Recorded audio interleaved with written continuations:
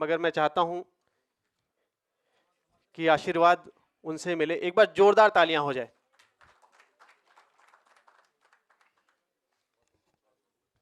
बहुत बहुत शुक्रिया आशीष साहब।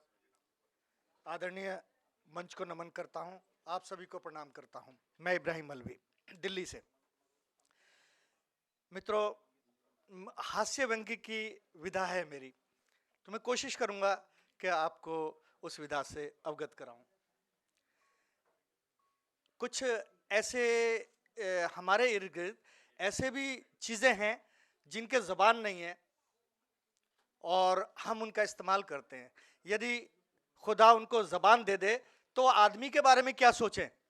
मैं ये एक रचना आपके सामने रख रहा हूं, देखिए जरा कि प्याज, नींबू, टमाटर हमारी रोजमर्रा की चीजें हैं। अगर खुदा इनको जबान दे दे तो आदमी के बारे में ये क्या सोचें। ये देखिए, भाव देखिए। एक बार प्याज 60 रुपए किलो, नींबू 100 रुपए किलो और टमाटर 110 रुपए किलो। भाव याद रखिए और देखिए जरा। प्याज देखिए, प्याज क्या सोचती है आदमी के बारे में कि एक रात प्याज आई गरीब इंसान के सपने में, बोली तू बड़ा फन्नेखा बनता था अपने में, हरदम मेरी गर्दन पर हाथ रखता था, सब सब्जियां छोड़कर मुझ पर दांत रखता था। साग में, सब्जी में, दाल में तूने मुझको ही काटा हर हाल में, और हमेशा मेरे कटे जख्मों पे नमक छिड़का, और कभी तो उड़ेल दिया मुझ पे पूरे का पूरा सिरका। मुझे सताने का न गवाया कोई मौका तूने, मुझे सताने का न गवाया कोई मौका तूने, मेरे अंग छोटे छोटे काट के लगाया छौका तूने। कई प्रहार किए अपने क्रूर हाथों से, कभी जोर से मुक्का मारा, कभी काट लिया दांतों से। और क्या बताऊं तेरी करतूतें, गड़ जाती हूं शर्म के मारे, लोगों के बीच तूने मेरे एक एक करके कपड़े उतारे। जनाब जनाब, काम न किया तूने कोई मेरे साथ अच्छा, काम न किया तूने कोई मेरे साथ अच्छा, ऐसा दबाया पेट दूर जा पड़ा मेरा बच्चा। मुझ अबला पर किए तरह तरह के अत्याचार, खीर पूड़ी के सामने तो समझा बिल्कुल बेकार। अब जरा हाथ लगा के दिखा, हिम्मत है तो मुझे खा के दिखा। तो हड़बड़ा के नींद से जाग उठा इंसान, पत्नी से बोला सुनती हो भगवान, सुबह हम प्याज से रोटी खाएंगे। पत्नी बोली पागल हो, 60 रुपए कहां से आएंगे। तो इब्राहिम अजीब मजाक गरीब के साथ हो गई, उसके लिए तो प्याज भी सपनों की बात हो गई, उसके लिए तो प्याज भी सपनों की बात हो गई। अब देखिए, नींबू भाव 100 रुपए किलो। नींबू बोला प्याज से, मैं भी तेरे साथ हूं आज से। इस आदमी ने इस आदमी ने हमें कहीं का नहीं छोड़ा, जब जब तुझे काटा तब तब मुझे नहीं छोड़ा। शिकंजा और भी कसता है जब बनाए शिकंजी, शिकंजा और भी कसता है जब बनाए शिकंजी, मैं नींबू क्यों बना ये सोच के घबराता है मंजी। और क्या बताऊं बहन प्याज, है ये हर शनिवार की बात, सुआ घुपो के दरवाजे पे टांगे हरी मिर्चों के साथ। अब ये लड़ाई हम दोनों मिलकर इकट्ठे लड़ेंगे, पहले आदमी के आंसू लाएंगे फिर दांत खट्टे करेंगे। फिर हो जाएगी अपनी 25-12 पौ, तू रहना 60 मैं रहूंगा पूरे 100। तो अब देखिए टमाटर भाव 110 रुपए किलो, कि दोनों की वार्ता के बीच में आकर अकड़कर यूं बोला टमाटर, प्याज 60 नींबू 100 बस। अरे प्याज 60 नींबू 100 बस, मुझे देखो मैं हूं 110। आदमी मेरी जिंदगी से भी बड़ा खेला है, इसने हर सब्जी में मुझको पेला है। इसने कभी न समझा मेरा मोल, कभी सलाद में काटा तो कभी बनाया झोल, झोल माने सूप। इसने कभी न समझा मेरा मोल, कभी सलाद में काटा तो कभी बनाया झोल। जब देखता हूं आदमी का मंडी में बुरा हाल, तो मारे खुशी के हो जाता हूं और भी लाल।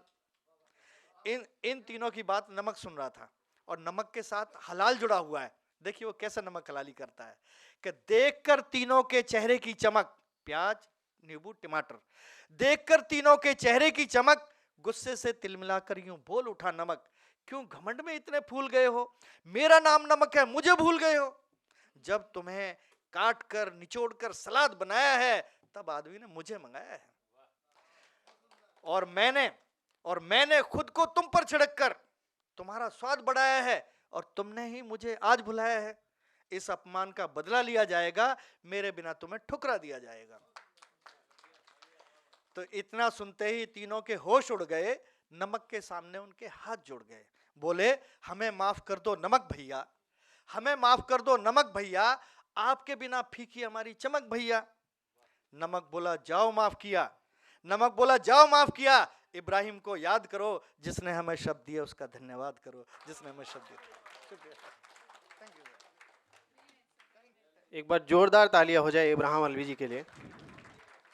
दोस्तों, बहुत भूमिका बांधने का वक्त मेरे पास नहीं है, मगर फिर भी संचालन को रोचक बनाए रखने के लिए मैं कह देता हूं कि तुमने काजल लगा लिया होगा, सबको घायल बना दिया होगा, चांद निकला है क्यों अमावस में, तुमने कंगन बजा दिया होगा, तुमने कंगन बजा दिया होगा। दोस्तों, मैं कवित्री के रूप में संगीता चौहान जी को आवाज़ दूंगा, एक बार माफ़ी चाहूँगा, आवाज़ दूंगा, एक बार जोरदार तालियां हो जाए उनके लिए।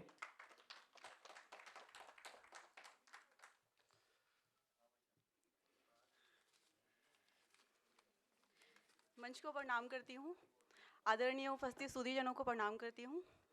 गज़ल कहती हूँ, एक गज़ल आपके सामने पेश कर रही हूँ, मुलाहिज़ा। मन में छुपा था चोर दिखा कर नहीं गया, मन में छुपा था चोर दिखा कर नहीं गया, जाते हुए वो आँख मिलाकर नहीं गया, जाते हुए वो आँख मिलाकर नहीं गया, तरसे हैं उम्र भर ही मोहब्बत की प्यास में, तरसे हैं उम्र भर ही मोहब्बत की प्यास में, हमको वो जाम इश्क पिलाकर नहीं गया, हमको वो जाम इश्क पिलाकर नहीं गया, भर भर के फूल बांट रहा जो दुआओं के, भर भर के फूल बांट रहा जो दुआओं के, कदमों को माँ के क्यों वो दबा कर नहीं गया, कदमों को माँ के क्यों वो दबा कर नहीं गया, एहसास मेरे मरते हुए देखता रहा, एहसास मेरे मरते हुए देखता रहा, जज्बात मुझ में कोई जगा कर नहीं गया, जज्बात मुझ में कोई जगा कर नहीं गया, तकलीफ किस कदर हुई जीवन की धूप में, तकलीफ किस कदर हुई जीवन की धूप में, फिर भी वो जख्म अपने दिखा कर नहीं गया, फिर भी वो जख्म अपने दिखा कर नहीं गया, जर्जर हुए हैं घर दरों दीवार सब के सब, जर्जर हुए हैं घर दरों दीवार सब के सब, उम्मीद की वो ईंट लगा कर नहीं गया, उम्मीद की वो ईंट लगा कर नहीं गया, रोशन किए हैं घर के कई ताक उसने ही, रोशन किए हैं घर के कई ताक उसने ही, दिल में मगर वो दीप जला कर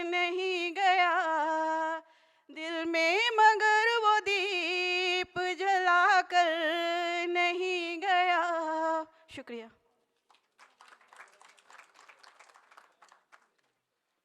एक बार जोरदार तालियां हो जाए उनके लिए।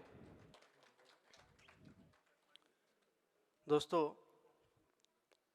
हमारे बीच में दिल्ली यूनिवर्सिटी की एक छात्रा अनुला उपस्थित हैं। वो काव्य पाठ के लिए मैं उनको आवाज़ दूंगा। एक बार जोरदार तालियां हो जाए।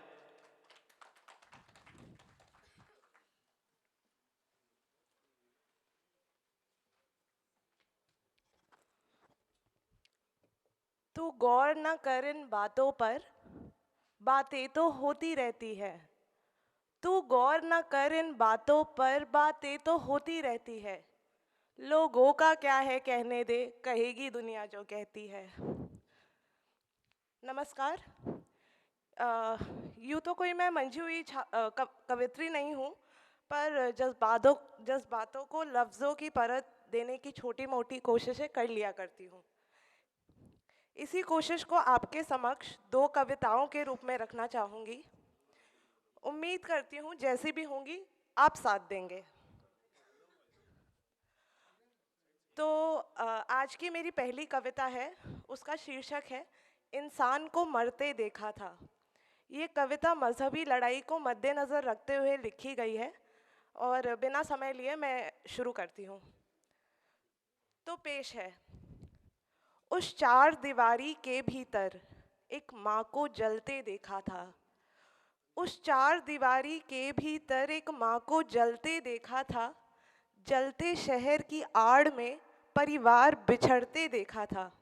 मजहब के नाम उस रात मैंने इंसान को मरते देखा था। कि लाशों पर उस बच्चे के आंसू को गिरते देखा था। हिंदू और मुस्लिम के बीच नफरत को पलते देखा था। मजहब के नाम उस रात मैंने इंसान को मरते देखा था। मस्जिद हुआ जो खून से लथपथ था, इंसान वहाँ जो लेटा था। जो लाश गिरी मंदिर के बाहर, वो भी तो किसी का बेटा था। मजहब के नाम उस रात मैंने इंसान को मरते देखा था। मजहब के नियम कानून से समाज को डरते देखा था। हर चौखट हर चौबारे पे मैंने खून रगड़ते देखा था। मजहब के नाम उस रात मैंने इंसान को मरते देखा था, इंसान को मरते देखा था।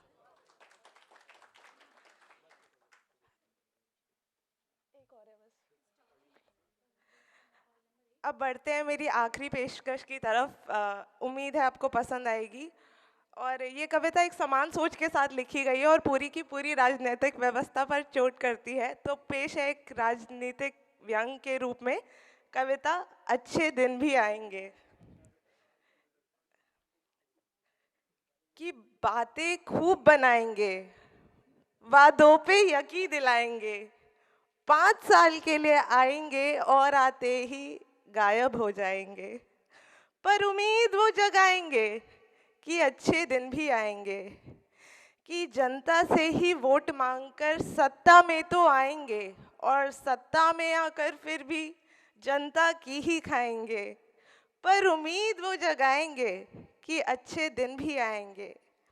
हिंदू मुस्लिम के नाम पे दंगे हो जाएंगे, सत्ता के लिए फिर मंदिर मस्जिद भी जल जाएंगे।